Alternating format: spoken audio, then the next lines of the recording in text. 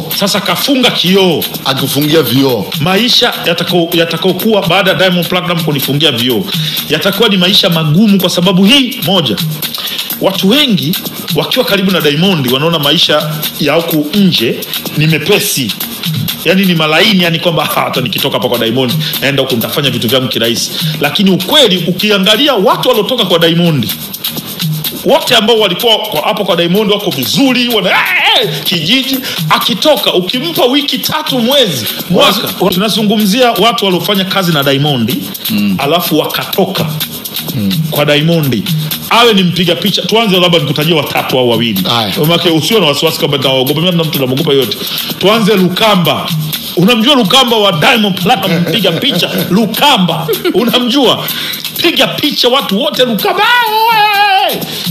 Aliweza kwenda, alipiga mashamsham na nini, nafungua ofisi na kila kitu. Kiko wapi? Kama Vivan Boy, Rayvanny. Heshima ya Rayvanny, nguvu ya Rayvanny alikuwa nayo wakati yuko WCB, wakati anafanya kazi na WCB, wakati Diamond Platinum ameweka kimvuli chake.